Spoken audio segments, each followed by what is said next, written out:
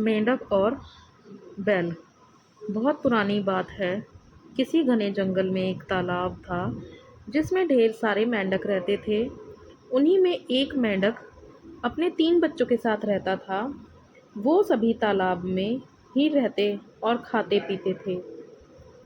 उस मेंढक की सेहत अच्छी खासी हो चुकी थी और वो उस तालाब में सबसे बड़ा मेंढक बन चुका था।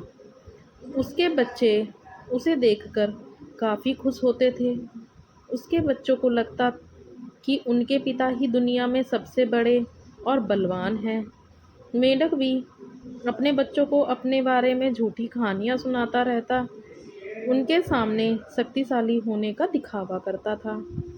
उस मेंढक को अपने शारीरिक कद-काठी पर बहुत घमंड भी था।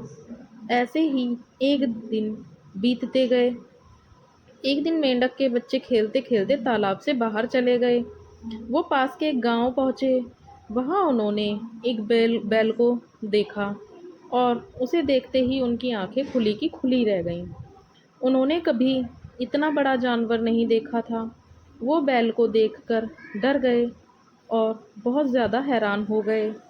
वो बैल की को देखे जा रहे थे और बैल मज़े से घास खा रहा था। घास खाते-खाते बैल ने ज़ोर से हुंकार लगाई। बस फिर क्या था, मेंढक के तीनों बच्चे डर के मारे भागकर तालाब में अपने पिता के पास आ गए।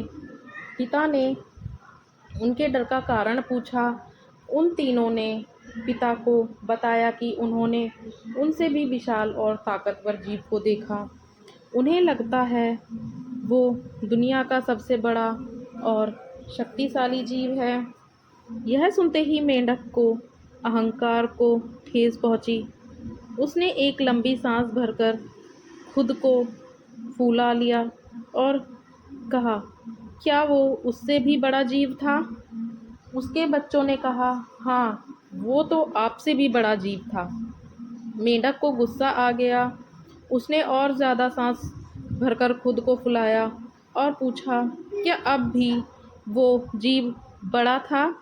बच्चों ने कहा, ये तो कुछ भी नहीं, वो आपसे कई गुना बड़ा था। मेंढक से यह सुना नहीं गया। वह सांस फुला फुलाकर खुद की गुब्बारे की तरह फुलाता चला गया।